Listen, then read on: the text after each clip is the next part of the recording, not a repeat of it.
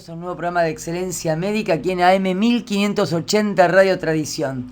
Hoy tenemos el gusto y el honor de escuchar a la doctora Silvia Quadrielli, tisioneumonóloga, jefa del servicio de neumonología del Hospital del Sanatorio Güemes y neumonóloga del Hospital Británico. ¿Cómo estás, Silvia? Bien, muy bien.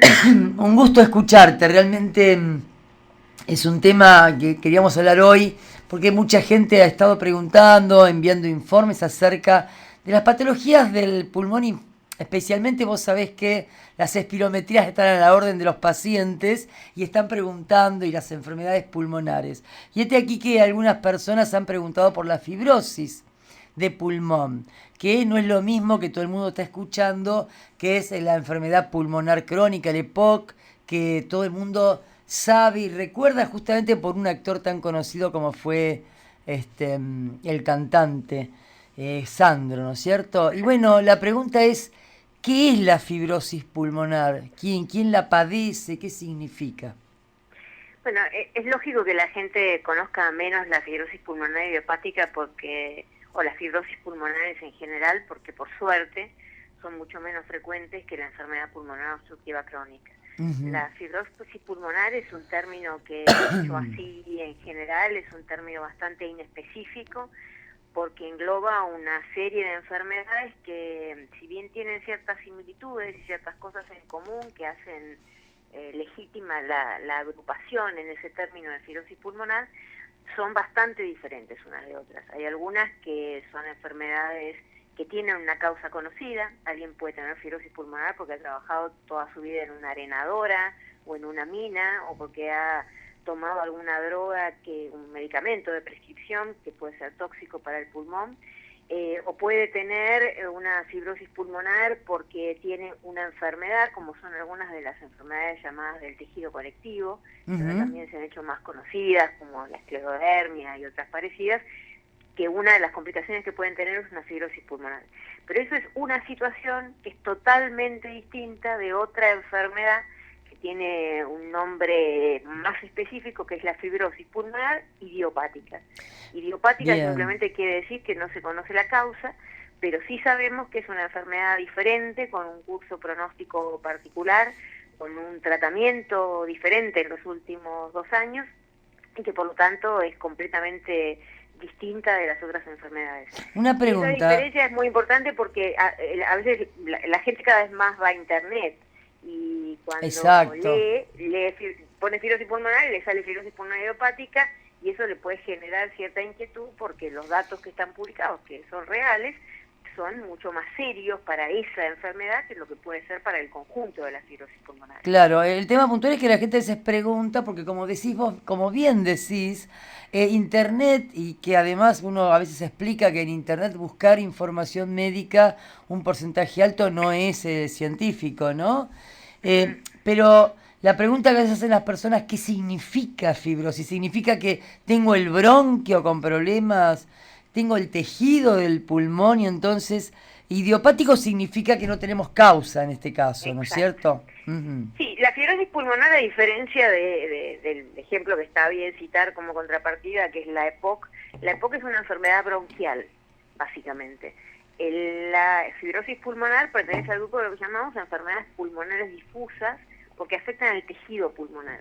El pulmón es como una esponja, esponja, no de plástico, es una trama relativamente fina con muchos agujeros en el medio, porque eso es el espacio donde entra el aire para cruzar esa fina pared que es el tejido pulmonar y pasar de esa manera el oxígeno a la sangre.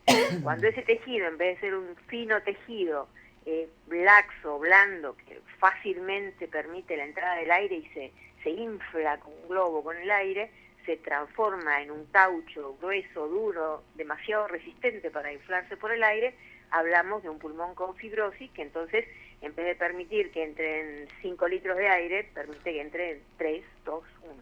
Claro, sería como a una esponja tirarle plasticola, más o menos. Algo así. Sí, como la esponja que entra y sale el agua, acá pensaríamos en que entra el aire, y bueno, es como tirar plasticola, entonces no se estira ese tejido, con lo cual produce una insuficiencia, una incapacidad para respirar, ¿no es cierto? Exactamente. ¿Son muchas la cantidad de estas fibrosis entonces pulmonares que atacan a las personas? ¿En qué porcentaje aproximado podemos tener en nuestro país? Y digamos, si no hay causa, ¿esta enfermedad es progresiva o podemos pararla con algo? Si ya hablamos específicamente de la fibrosis pulmonar idiopática, que si bien no es una enfermedad muy frecuente dentro de las fibrosis pulmonares, representa por lo menos la mitad de todas las fibrosis pulmonares. Es muy importante. La verdad es que no hay cifras precisas ni en nuestro país ni en el mundo, pero no es una enfermedad tampoco extraordinariamente rara. Es una enfermedad que cualquier neumonólogo clínico que no se dedique necesariamente a eso va a ver más de un caso por año, puede diagnosticar. varios casos por año. Y esta es una enfermedad, sí, la fibrosis pulmonar idiopática, que se caracteriza por ser progresiva y que hasta la aparición de tratamientos recientemente no teníamos ninguna herramienta para controlar la progresión. Afortunadamente en los últimos 2 años se han desarrollado a nivel internacional 2 drogas que son antifibróticas y que lo que hacen es enlentecer la progresión de la caída de la función pulmonar, la progresión de la fibrosis, y que por lo tanto indirectamente podemos asumir que van a prolongar la sobrevida y mejorar la calidad de vida de los enfermos. O sea que tenemos un tratamiento que ya está en marcha y que mejora la sobrevida de las personas. En realidad los estudios clínicos todavía no han sido capaces de demostrar fehacientemente que mejora la sobrevida, pero sabemos que los pacientes que tienen peor pronóstico, que tienen más chances de morirse tempranamente, son aquellos en quienes la función pulmonar cae más rápidamente. Sí. Y sí, las 2 drogas que han aparecido en el mercado en los últimos 2 años, en realidad algunas de ellas ya está a la venta en nuestro país, que es la pirfenidona, la otra va a estar en el corto plazo, que es el nintedanib. Son medicamentos que lo que hacen es, lo que sí han demostrado en los ensayos clínicos, es que enlentecen la caída de la capacidad vital. Bien. Entonces uno puede inferir que mejoran la supervivencia.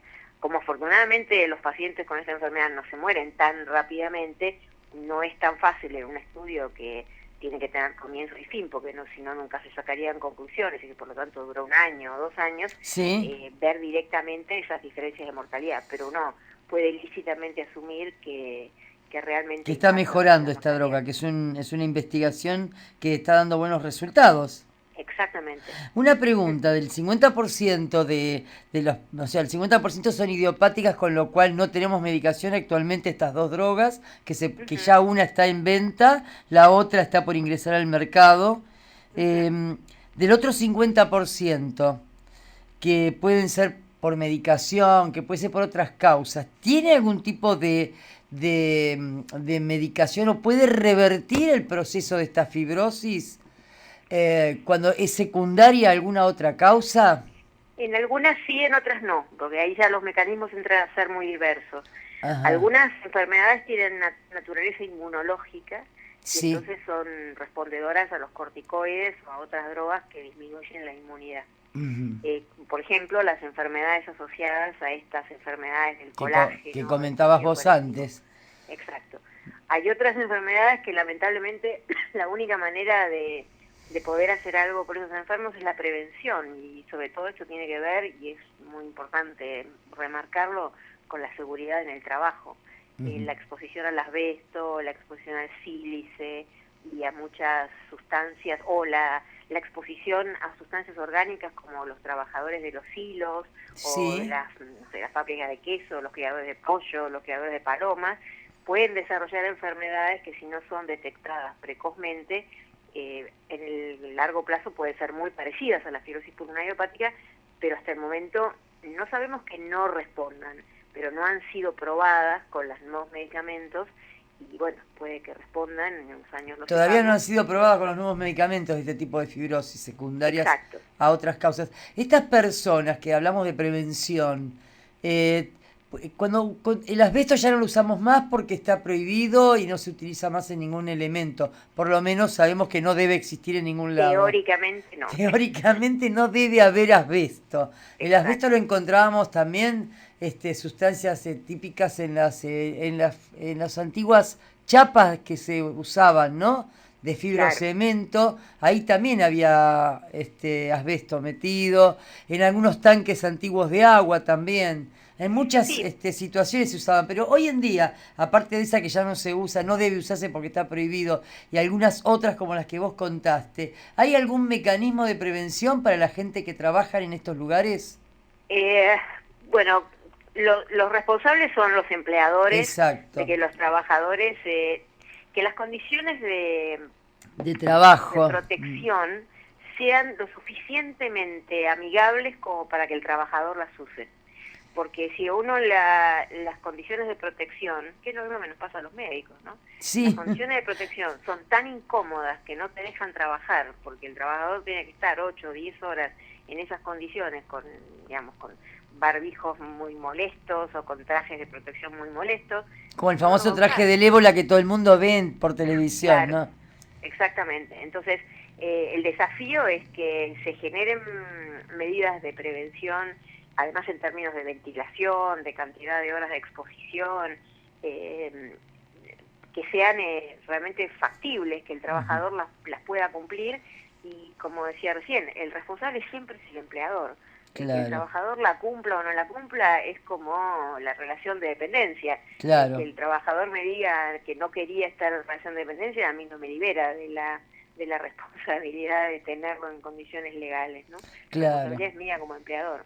Claro, o sea que todo esto tiene que, además yo siempre pienso que el saber que hay que pedir los elementos de cuidados, ¿no es cierto? En los Exactamente. trabajadores hay todo un sistema de higiene y seguridad en todos los lugares, ¿no es cierto? Como para que todos estos elementos estén. Y hay muchos, no sé si vos recordás cuando fueron los de los subterráneos, que Ujú, planteaban que debían utilizarse barbijos o no cuando estaba el H1N1 que recién llegaba. claro. Y muchas personas de trenes planteaban la situación de qué debían usar o utilizar para el cuidado. Y yo creo que esto es muy importante, que los trabajadores se preocupen por saber, por preguntar y que además es cuestión del empleador que le dé todo este tipo de elementos, ¿no es cierto?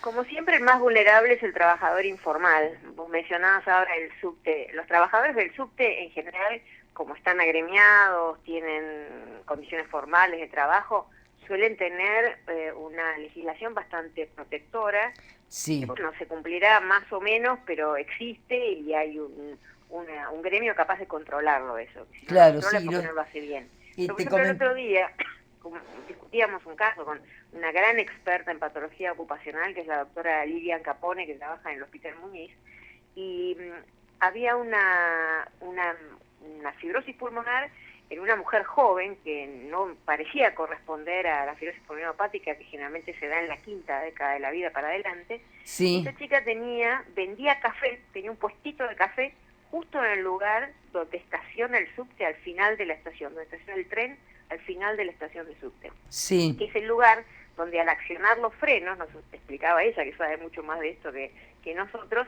es donde se genera la mayor cantidad de liberación de asbesto, porque aparentemente eso sigue generando todavía asbesto, ¿no? Y entonces, como ella es una trabajadora que no pertenece a ningún gremio, en un se kiosquito quedó en el colgada. subte, quedó colgada ahí y la chica a los 40 años en una fibrosis pulmonar de la que probablemente nosotros no podamos mejorarla mucho. Y Claro. por supuesto, porque no tiene condiciones formales de Otra trabajo. de las cuestiones de los trenes, de los subtes que planteaban era es que el hecho del freno, como decís vos justamente, libera Ujú, sustancias de hierro en los rieles. exacto. Y entonces eso Ujú, también puede ingresar al pulmón. Esta era la discusión de si tenían que hacerse una espirometría y cada cuánto, ¿no? Hablando de que la espirometría es este estudio para realizar, para saber la capacidad pulmonar claro. de cada uno. Realmente es un tema fascinante porque lo que vos haces y toda tu especialidad tiene mucho que ver con el día a día, con el trabajo diario, con lo que uno trabaja, con los elementos de seguridad y fundamentalmente con la prevención, ¿no? Y más hoy en día que tenemos todos los humos que se largan de todos los autos y todos los químicos que nos llegan hacia el pulmón, sin contar el cigarrillo en este caso, ¿no? Exacto. Por suerte en Argentina tenemos muy buenos especialistas en patología ocupacional, Sí, sí. que El gente Muñiz que está ahí a la conoce altura. en un nivel de detalle en lo que significa cada trabajo, que nosotros, que si bien nos dedicamos a la misma especialidad, la verdad que yo personalmente tengo una gran admiración porque además hay gente que está al lado de los trabajadores, que va al puesto de trabajo, que mira lo que hacen y que le saca una cantidad de información. Yo personalmente no podría trabajar sin la ayuda de esta otra especialidad o subespecialidad Sí, que realmente tiene un nivel de conocimiento muy específico, ¿no? Bien, para cerrar esta entrevista, Silvia, me gustaría que dijeras unas palabras respecto a prevención, cómo prevenir, cuándo consultar al especialista o al clínico para que consulte al especialista respecto a patologías pulmonares que pueden ser posiblemente que produzcan fibrosis. Bueno, EPOC ya sabemos que el cigarrillo es la base, ¿no? Pero ¿cuál sería el motivo por el cual uno debería empezar a ir a consultar y cuáles son los trabajos más peligrosos a los cuales tiene que tener mucho cuidado? Yo creo que hay una parte para el médico y una parte para el paciente y una parte para el médico. Sí, El es paciente, cierto. o que todavía no sabe que es paciente, ante un cuadro de sensación de falta de aire, no tiene que adjudicarlo a, bueno, lo que pasa es que fumo, o lo que pasa es que estoy más viejo, o lo que pasa es que estoy más gordo. Muchas veces va a ser eso, realmente, nada más. Pero la única manera de darse cuenta tempranamente si tiene una enfermedad que es más que eso, es la consulta, una espirometría, y si la espirometría lo justifica, algún otro estudio de más profundidad, que en el caso de la fibrosis es la tomografía computada. Y en el caso de los médicos, por ahí, no dejarse que lo frecuente no abrume lo importante. Por supuesto, la causa más frecuente de que alguien tenga patología respiratoria que le dé falta de aire es la EPOC, pero no es la única causa. Entonces, no asumir que todo paciente fumador, porque muy frecuentemente estos pacientes son fumadores, Sí. que tiene fatiga, tiene EPOC. Algunos tienen otra cosa y si no se los trata, bueno, van a tener una evolución desfavorable, ¿no? Y yo creo que como digamos, para agregar alguna cosita es que creo que los clínicos y los generalistas deben poner el estetoscopio y hay patologías que se pueden detectar quizás de antes, pero bueno, pensar en la patología, pensar en la enfermedad y derivar en forma rápida, ¿no? A quien corresponda para poder evaluar más rápido, ¿no? Sí, totalmente. De hecho, uno de los métodos de detección temprana que se está proponiendo, porque es cierto que la tomografía es un método relativamente costoso y que además genera radiación, uno tiene que encontrarle una racionalidad al uso del método, pero es el uso del estetoscopio, revisar a los pacientes. Lo que pasa es que lamentablemente se está perdiendo esto, ¿viste? Y porque en el nuevo complejo médico-farmacéutico lo menos valioso es el tiempo médico. Sí. Es lo que menos se paga, es lo que menos se jerarquiza, y entonces la verdad es que los médicos tienen poco tiempo y revisan cada vez menos a los pacientes. Y vos sabés que es una de las quejas más comunes de los pacientes, ¿no? Recibimos por mail, recibimos como una de las preocupaciones es que siente que no tienen que hay muchos estudios, bueno, la alta tecnología ha hecho que también uno escuche, a veces el paciente mismo viene a decirte, no, pero me dijeron que me tiene que pedir una, una tomografía, una resonancia, y vos te quedás pensando, ¿no? Porque el médico, por un lado, no tiene su tiempo quizás, y el paciente tampoco está teniendo, digamos, el control clínico como para decir, no, vamos a ver, vamos a estudiar, vamos a revisar. La gente se queja de esto, pero es bilateral la cuestión, ¿no es cierto? Sí, yo creo que el examen físico es verdad en muchos aspectos. La clínica es soberana. Superado por los métodos de diagnóstico. Claro. Traga un montón de cosas en el examen físico y hay especialidades en las que sigue siendo muy importante y hay otras en las que menos. Claro. Lo que nunca va a ser sustituible ni por la más alta de las tecnologías es el escuchar. Generalmente en la historia del paciente, aunque esa historia tome 7 minutos, está la clave de lo que tiene una enfermedad. Claro, Cuando era joven, Alberto Agrés me decía, que quizás fue el mejor clínico que tuvo en Argentina, 90% de los diagnósticos se hacen con el interrogatorio. En interrogatorio y en un centro de atención primaria. Y en un centro de atención primaria. Y sí, porque los enfermos cuentan lo que les pasa. Claro que sí. Una interpretación inteligente y racional e ilustrada de parte del médico de esos datos que está tirando el paciente, sobre todo en enfermedades como estas de la fibrosis. Sí. Puede ser el interrogatorio, la tomografía puede ser igual en cualquiera de las situaciones que yo antes mencionaba. Claro. Pero es el interrogatorio, qué hizo, en qué trabajó, dónde vive, y una serie de cosas la que te orienta a que sea una enfermedad que tiene un tratamiento muy específico, como es la fibrosis pulmonar, con estas nuevas drogas que han aparecido, versus una enfermedad que no tiene nada que ver con eso, que puede ser porque trabajaba en el subte o porque criaba pájaros. Sí, buscar, interrogar. Así que bueno, evidentemente acá la prevención fue y el consejo es para médicos y para personas, para pacientes. Exactamente. Así que yo te agradezco enormemente. No sé si quieres decir algo al respecto, pero creo que es importante que se sepa que en los hospitales, en los lugares donde hay neumonología y hay patologías, hay lugares específicos para estudiar y por suerte, si se hace este diagnóstico, empezamos a tener tratamientos, que ya hay uno en marcha y otro que está por llegar, ¿no? Exactamente. No, yo creo que en ese sentido coincido con vos. Lo importante es que la gente sepa que, como en toda enfermedad poco frecuente, es prudente la consulta con centros especializados, porque se dedican a esto, tienen estructuras armadas, y en nuestro país hay centros, tanto públicos como privados, donde el nivel de atención es el mismo que se le brinda a un paciente en los Estados Unidos o en Europa. Podrá tardar un poco más, pero tiene la misma calidad de atención. Y que entonces cuando el paciente tiene dudas, si no lo deja tranquilo lo que le dice su médico del primer nivel de atención, debe ir al segundo nivel. Cualquiera de estos centros y seguramente va a encontrar la tranquilidad de una respuesta. Así que te agradezco muchísimo, Silvia. La verdad que ha sido un gusto hablar contigo. Me gustaría alguna otra vez entrevistarte para cuestiones de bioética, que sé que sos máster en bioética y que es un tema tan importante como lo es la relación médico-paciente y como lo es esto de la justicia y de la equidad en los gastos en tecnología, como estábamos hablando recién, ¿no es cierto? Así que bueno, ha sido un placer realmente. Lo mismo para mí. Nos vemos. Gracias por estar con nosotros. Chao. Hasta luego. Adiós. Hemos estado hablando con Silvia Quadrelli, es la médica, es especialista en tisioneumonología, es la jefa del Sanatorio Güemes, es la neumonóloga del Hospital Británico, es una excelente persona y realmente nos ha brindado todo un aporte respecto a lo que tiene que ver con enfermedades del intersticio, que significa del tejido del pulmón, y de cómo tenemos que preocuparnos y ocuparnos de si tenemos alguna patología, concurrir y ver. Y saber por último que de estas enfermedades, que hay algunas que no tienen razón, no se sabe por qué, como son las idiopáticas, y que hasta ahora no había medicación, había poca y no era muy efectiva, está entrando en el país nuevas medicaciones para poder tratarlos.